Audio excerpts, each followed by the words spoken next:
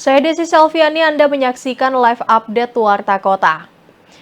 Kepala Staf Angkatan Darat atau Kasat Jenderal TNI Maruli Simanjuntak menerima brevet anti-teror kehormatan usai menempuh dan menaklukkan beragam materi penanggulangan anti-teror atau GULTOR yang menjadi prasyarat mendapatkan brevet tertinggi di Satuan Komando Pasukan Khusus atau Kopassus TNI Angkatan Darat. Maruli menerima brevet tersebut dari Satuan Penanggulangan Teror atau Satgultor 81 Kopassus di Markas Kopassus Cijantung, Jakarta Timur pada Kamis 7 Maret. Adapun Kopassus merupakan pasukan elit di jajaran TNI Angkatan Darat yang memiliki kualifikasi khusus dan telah berpengalaman menjalankan berbagai penugasan. Penanugerahan brevet anti-teror ini menjadi pengakuan atas dedikasi dan komitmen Maruli dalam membesarkan Kopassus.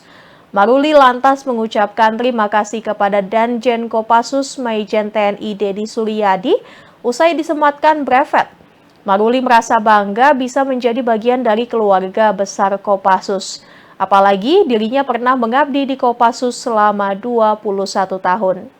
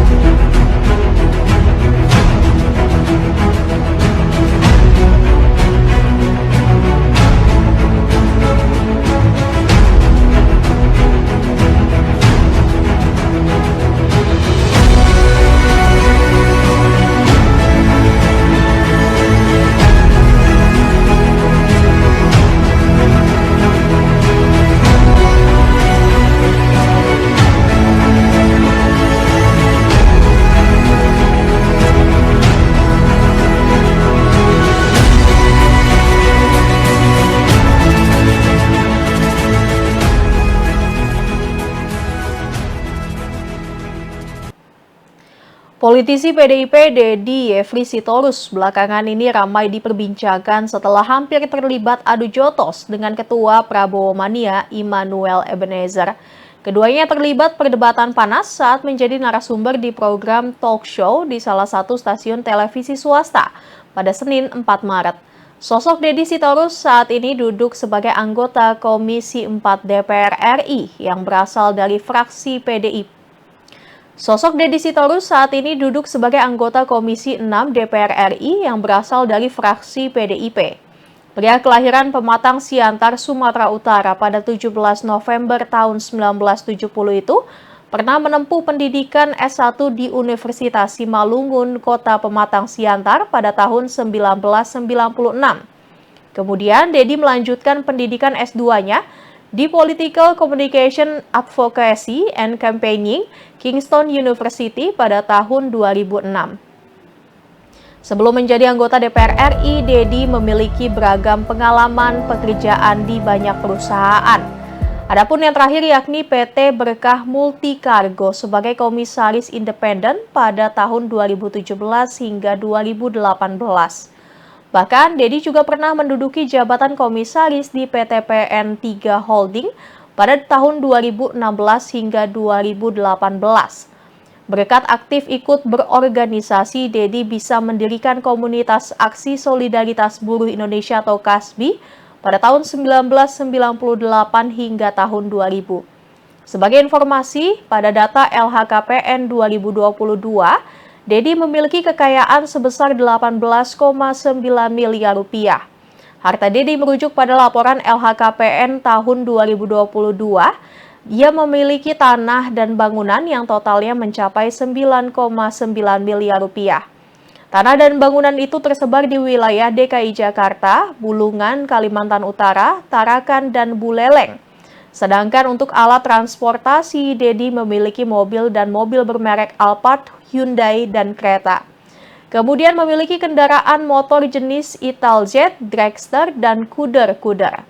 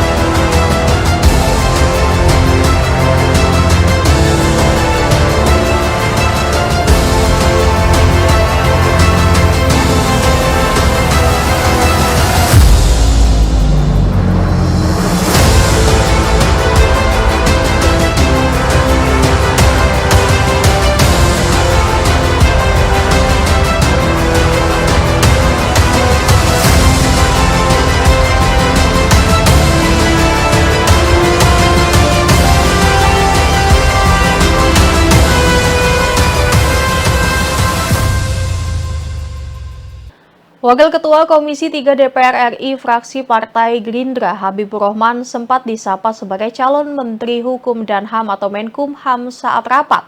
Saat anggota Komisi 3 DPR RI fraksi Partai Golkar Supriyansa memberikan tanggapan, ia menyapa Habibur Rahman selaku pimpinan rapat sebagai calon Menkumham. Mendengar hal itu, Waketum Gerindra itu pun tertawa dan menyebut teh yang sedang diminumnya tumpah. Tak sekali anggota Komisi 3 DPR RI lainnya yakni Heru Widodo menyapa hal yang sama. Ia menyebut Habibur Rahman merupakan calon atasan dari 2 direktorat jenderal di Kemenkumham yang hadir dalam rapat itu. Mendengar hal itu, Habibur Rahman kembali tertawa dan menyebut teh yang diminumnya semakin manis.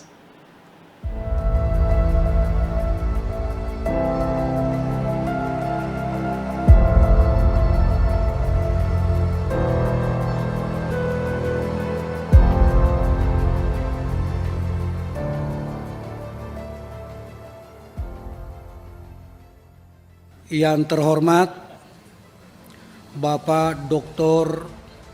Habibur Rahman, insya Allah akan menjadi calon Menteri Hukum dan HAM.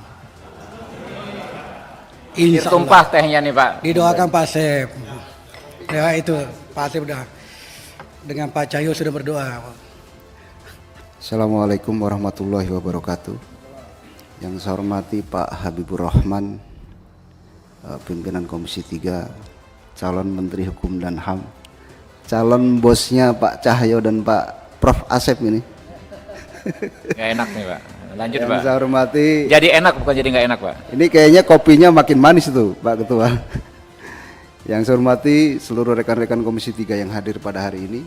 Yang saya hormati Wakil Menteri Kominfo, kemudian Dirjen AHU Pak Cahyo, Prof Asep, kemudian Sekjen PSSI, kemudian Pak Indra Safri, pelatih timnas kita, dan calon pemain timnas kita ada Tomjen Martinus Haye, kemudian Ragnar Antonius Maria Oratmangun, kemudian Martin Vincent Pes. Cawapres nomor urut 3 Mahfud MD mengungkap bahwa sudah ada daftar nama anggota DPR yang akan menginisiasi hak angket. Mahfud mengatakan hak angket untuk mengusut dugaan kecurangan pemilu itu belum resmi diajukan karena para inisiator perlu mempelajari dokumen yang akan ditandatangani. Pernyataan itu disampaikan oleh Cawapres pasangan Ganjar Pranowo pada Jumat 8 Maret.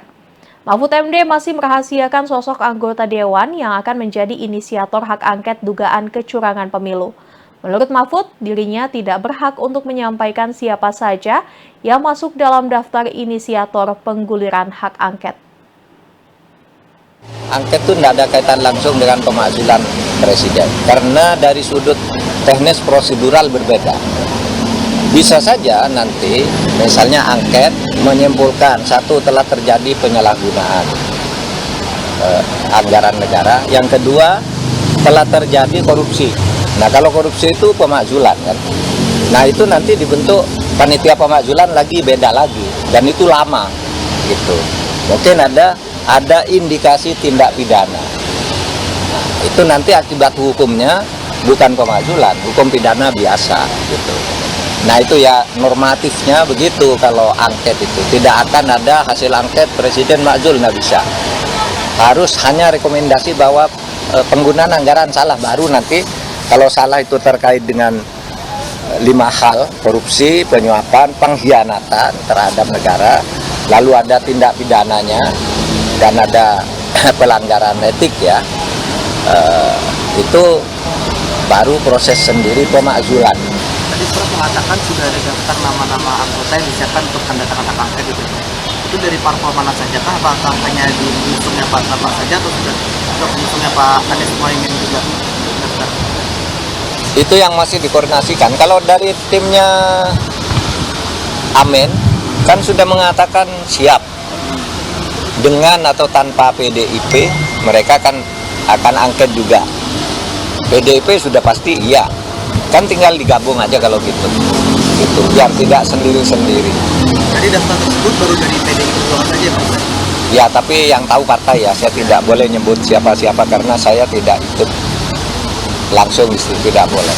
Tapi ada kemungkinan mandek nggak sih, Prof? Karena kan yang fraksi juga baru mengusulkan 3 fraksi saja, Prof. Ada kemungkinan mandek Apa? hak angket tersebut. Angket. Ya mungkin tidak. Kalau saya melihat semangatnya itu tidak akan mandek untuk tahap pengusulan ya. Nah, nanti perdebatannya di tahap persetujuan. Apakah mau dilanjutin usul ini atau tidak, itu nanti semua partai kan ikut. Gitu. Nah nanti kita lihat di situ. PDIP se-Jabodetabek mengutarakan kekecewaan terhadap Ketua DPR RI Puan Maharani. Kemarahan dan rasa kecewa itu timbul seusai Puan tak hadir dalam rapat paripurna yang diadakan pada Selasa 5 Maret. Terlebih dalam rapat tersebut, geger membahas soal pengajuan hak angket dugaan kecurangan pemilu 2024.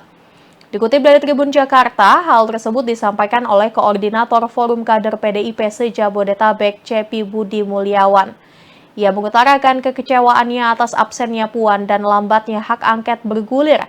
Menurutnya, kehadiran Ketua DPR dalam rapat paripurna dibutuhkan terlebih dalam rangka pembahasan hak angket. Cepi pun mempertanyakan apakah Puan tidak mau menerima aspirasi rakyat dengan ketidakhadirannya. Cepi mengatakan hak angket penting digunakan para wakil rakyat agar dugaan kecurangan pemilu 2024 yang melibatkan Presiden Jokowi bisa terbukti. Ia menilai jika pelanggaran pemilu 2024 dibiarkan, maka kemerosotan demokrasi di Indonesia akan lebih mengkhawatirkan ke depannya. Termasuk juga bakal menyebar ke perhelatan pilkada yang akan digelar di akhir tahun 2024 ini. Sebagai kader PDIP, Cepi merasa pihaknya terpanggil untuk mempelopori gerakan desak hak angket agar segera digulirkan PDIP di Senayan. Sebab ia menyinggung status Jokowi yang dianggap sebagai dalang dari kemerosotan demokrasi ini masih sebagai kader PDIP.